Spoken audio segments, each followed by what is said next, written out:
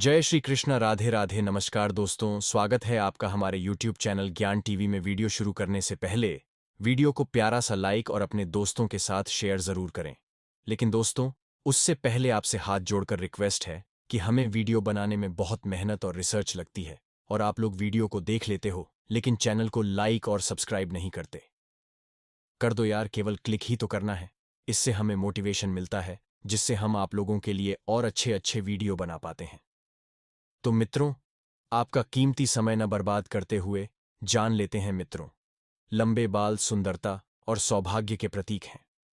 लंबे बाल वाली स्त्रियां महालक्ष्मी को बहुत अच्छी लगती हैं। यही कारण है कि लंबे बाल स्त्रियों के लिए बहुत महत्वपूर्ण होते हैं। लेकिन क्या आप जानते हैं कि जब आप बाल बनाते हैं या कंघी करते हैं तो आपके बाल टूटते हैं और बालों का एक गुच्छा निकलता है। आप भी बाकी महिलाओं की तरह अपने बालों के गुच्छे को कचरे के डिब्बे में बिना सोचे समझे फेंक नहीं देती। अगर आप भी ऐसा करते हैं तो सावधान रहिए। ये गलती आपको बहुत बुरा कर सकती है, आपके जीवन में कठिनाई पैदा कर सकती है।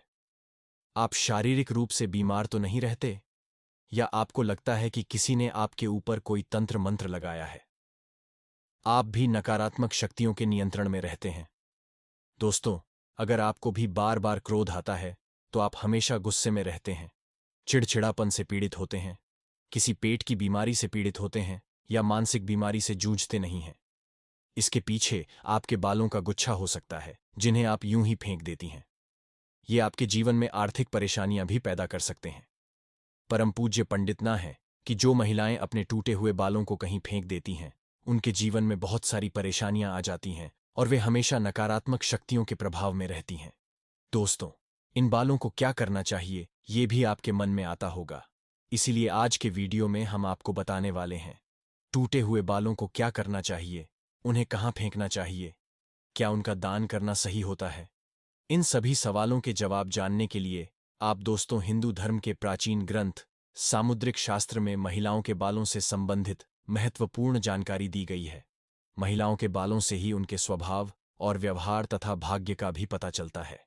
स्त्रियों के बाल देखकर ही जान सकते हैं कि उस स्त्री का आचरण कैसा है।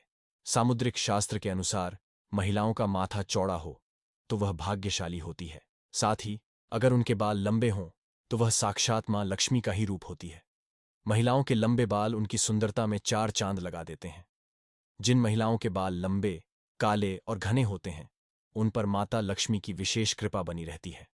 ऐसी महिलाएं जीवन में हर प्रकार का सुख प्राप्त करती हैं। लेकिन महिलाओं को अपने बालों से संबंधित महत्वपूर्ण बातें जरूर जाननी चाहिए। गुरुजी के अनुसार महिलाएं अक्सर अपने बालों को लेकर कुछ गलतियां करती हैं जिनका अशुभ परिणाम उन्हें भोगना पड़ता है। जैसे कि महिलाओं को यह पता नहीं होता है कि उन्हें अपने बाल किस दिन धोने चाहिए और किस दिन नहीं धोने चाहिए। साथ ही महिलाओं के बाल काटने के संबंध में भी बातें बताई गई हैं।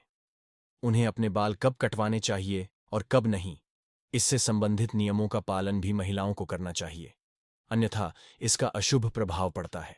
हमारे शास्त्रों में यह मान्यता है कि हफ्ते के कुछ दिनों में महिलाओं को अपने बाल नहीं धोने चाहिए और काटने भी नहीं चाहिए। यह उनके लिए और उनके परिवार के लिए उचित नहीं होता है। आपने अक्सर लोगों को यह कहते हुए सुना होगा कि महिलाओं को मंगलवार, गुरुवार और शनिवार को बाल नहीं धोने चाहिए और न ही बाल कटवाने चाहिए। इसके अलावा कुछ लोग यह भी मानते हैं कि सोमवार के दिन भी बाल नहीं धोने चाहिए।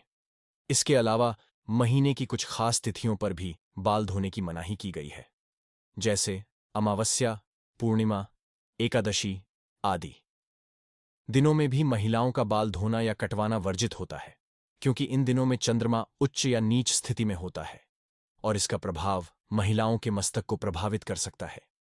और यह न केवल उनके स्वास्थ्य को प्रभावित करता है, बल्कि इसका अशुभ प्रभाव उनके सांसारिक जीवन पर भी पड़ता है।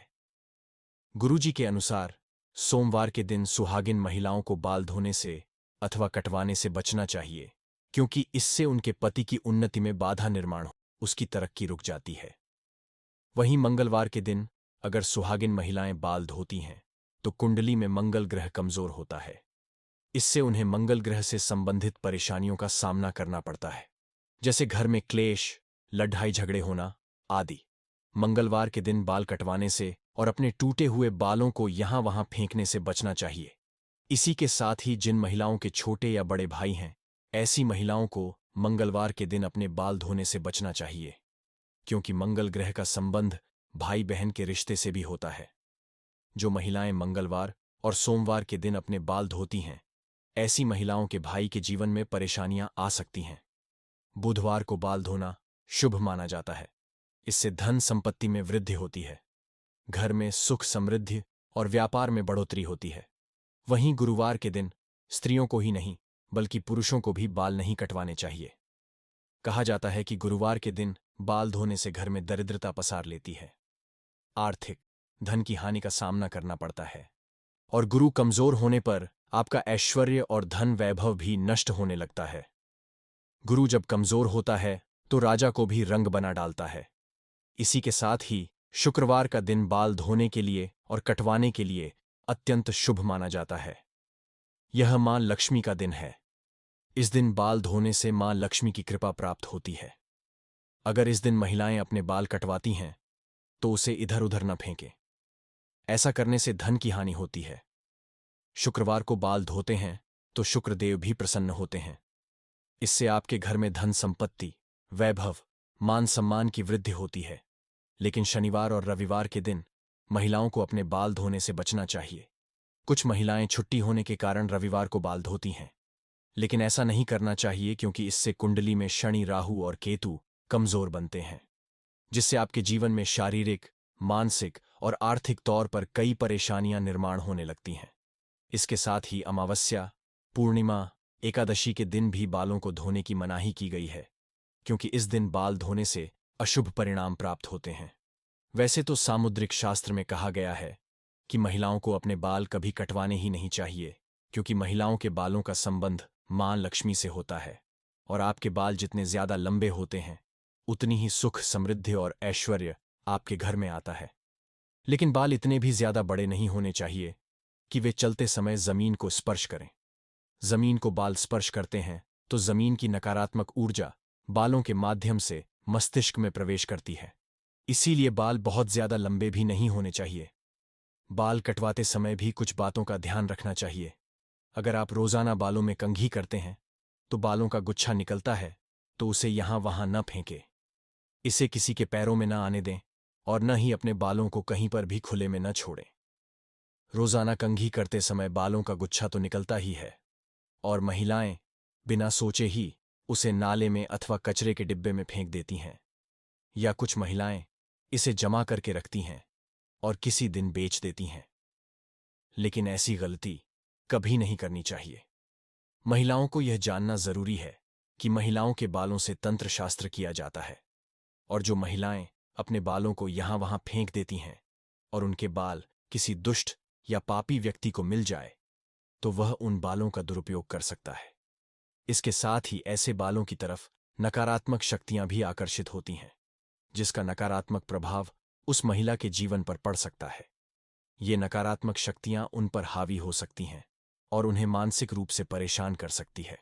इसी के साथ ही कई तांत्रिक लोग महिलाओं के बालों का प्रयोग करके महिलाओं पर वशीकरण भी कर लेते हैं।